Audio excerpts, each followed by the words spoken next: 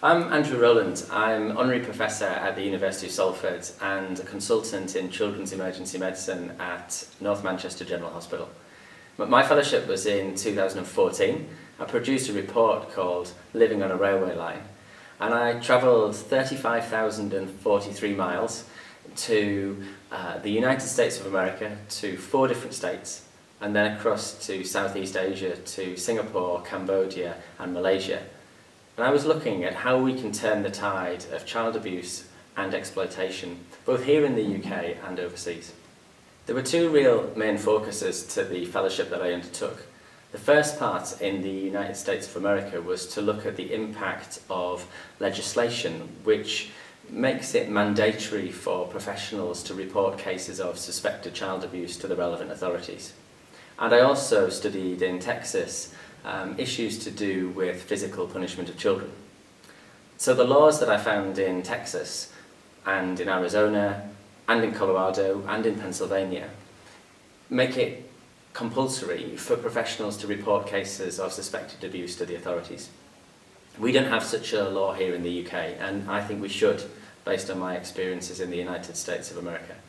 And I think that we should have mandatory reporting of child abuse by regulated professionals here in the UK. I also looked at the impact of physical punishment on children. That was something I didn't set out to do as part of my fellowship, but I found really looking, particularly at work in Texas and particularly work in Arizona against physical punishment of children, that really that's something that we should do here in the UK as well. So the focus of the United States was on laws, and laws to do with mandatory reporting of child abuse and physical punishment of children. But then I moved across to Southeast Asia, where the real focus was looking at how an emergency department, such as that happens at KK Hospital in Singapore, which sees over 500 children per day, how they can recognise potential cases of child abuse.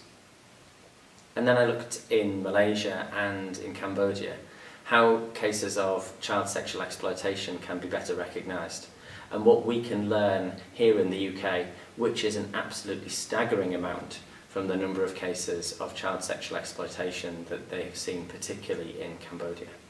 A 2-part fellowship with 1 outcome: protection of children in the future from child abuse, neglect and exploitation.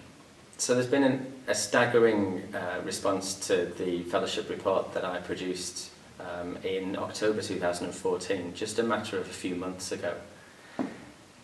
Living on a Railway Line has 10 key recommendations for the UK and some associated recommendations for the international community.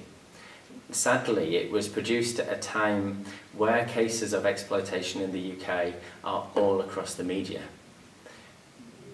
It's difficult to say fortunately when it's to do with a topic that is so distressing, but what that has done is allowed my report to be produced at a time when it can have a difference, it can make a difference, and indeed it has made a difference to a number of different areas involved in child protection. Being awarded a Churchill Fellowship is the most fantastic thing that has happened in my professional career so far, and I don't say that lightly. I really mean it, because what this fellowship has done is opened doors that would not have been available to me. I've been funded to carry out a project 35,043 miles across 2 completely different continents to write a report which is already having successes here in the UK.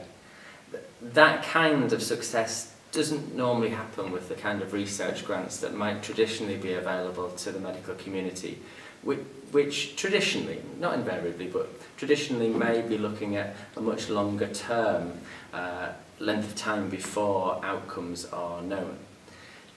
The real benefit of the Churchill Fellowship is that I can have produced a report, and that fellows can produce reports that can start having successes straight away, so that actually those long-term aims start to happen sooner than they otherwise would have done. So I'd say to you, if you're really thinking of applying for a Churchill Fellowship, then you need to start putting your fingers on the keyboard and making your application ready to submit. There is no reason at all for people not to apply, I can guarantee that you will get support from the trust staff that I've had, that you will meet inspirational people from a huge range of generations and areas of the country that you otherwise would not have met, and that those things that are just ideas in your head at the moment can become a reality for the future. The only way you're going to be able to do that is to apply.